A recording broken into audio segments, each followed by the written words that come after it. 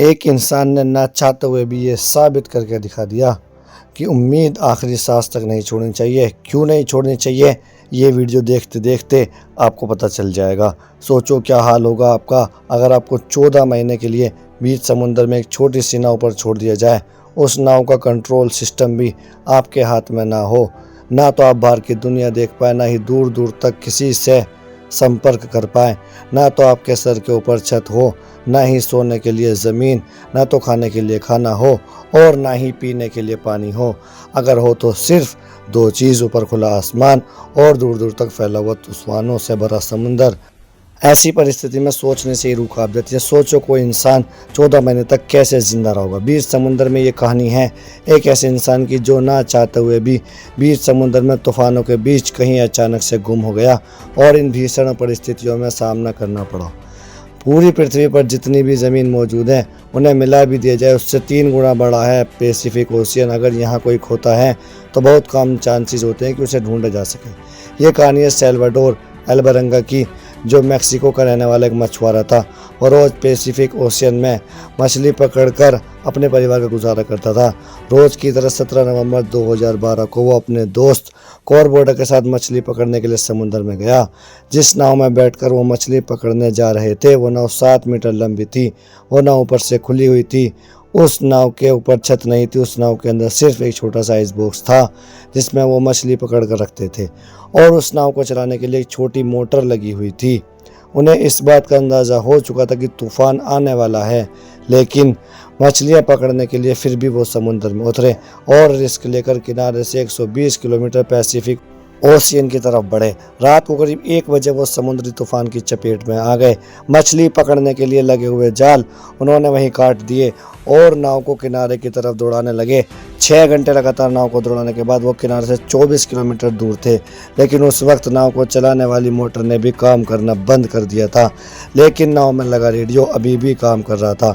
उन्होंने रेडियो की सहायता से अपनी लोकेशन अपने दोस्त को बताई।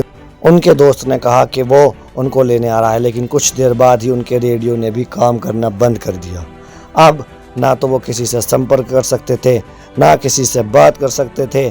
उन्हें किनारे पर खड़े पहाड़ नज़र आ रहे थे।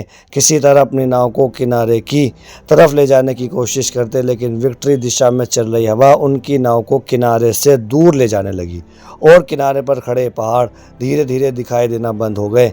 उनके दोस्त ने उन्हें ढूंढने के लिए सर्च टीम भेजी। 4 दिन सर्च ऑपरेशन चला, लेकिन वो कहीं नहीं मिले। उनके दोस्त ने हार मानकर उन्हें ढूंढना बंद कर दिया और तब तक हवा का भाव उन्हें किनारे से 450 किलोमीटर दूर ले जा चुका था।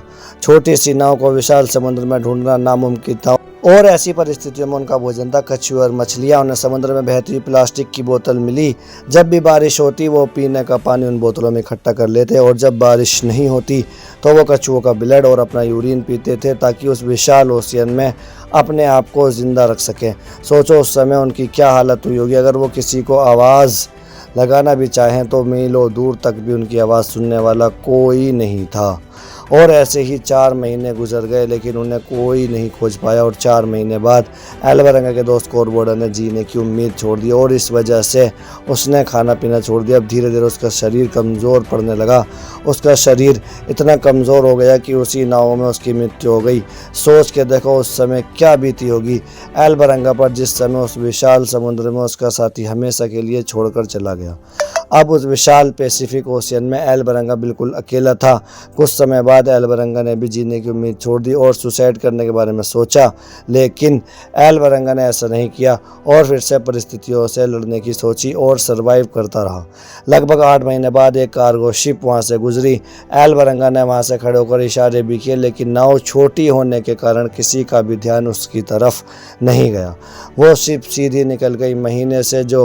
महीने से जिस चीज़ का इंतज़ार कर रहा था वो आखिरी उम्मीद भी उसके हाथ से निकल गई।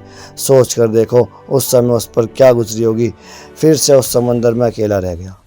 11 महीने के अंदर वो उसी छोटी सी नाव से 8000 किलोमीटर का सफ़र तय कर चुका था। इन 11 महीनों में कड़ाके की धूप और कपकपी देने वाली सर्दी को सहा, फिर भी उसकी जंग जारी थी। आखिरकार जनवरी 2014 को उसे पानी में बहते हुए नारियल, आसमान में उड़ते हुए पंछी दिखे। एल्बरंगा समझ गया कि ज़मीन कहीं आसपास है। एल्बरंगा को एक टापू दिखाई दिया। उस समय वो टापू उसके लिए किसी स्वर्ग से कम नहीं था। उसने तुरंत नाव से जंप लगाया और तैर कर उस टापू पर 438 दिनों के बाद उसने ज़मीन पर कदम रखा। उस टापू पर उसे एक घर दिखाई दिया और 438 दिनों के बाद उसकी इंसान से मुलाकात हुई। उसके बाद वो घर गया और अपनी इस जर्नी को एक किताब में लिखी। ना चाहते हुए उस बंदे ने एक ऐसा वर्ल्ड रिकॉर्ड बना दिया जिसे कोई नहीं तोड़ना चाहेगा। ये कहानी हमें एक बहुत बड़ी सीख देती है कि हमें आखिरी सांस तक हार नहीं माननी चाहिए। अगर उसका दोस्त भी हार नहीं मानता तो वो भी आज जिंदा होता। इसलिए हमें आखिरी सांस तक हर संभव प्रयास करना चाहिए। और एक बात, कोशिश करो तब तक ऊपर वाला दम ना निकाल दे। आए हो किरदार निभाने ज़मीन पर तो कुछ ऐसा कर दो ज़माना मिसाल दे। और वीडियो अच्छी लगी हो तो वीडियो को लाइक ज़रूर करें।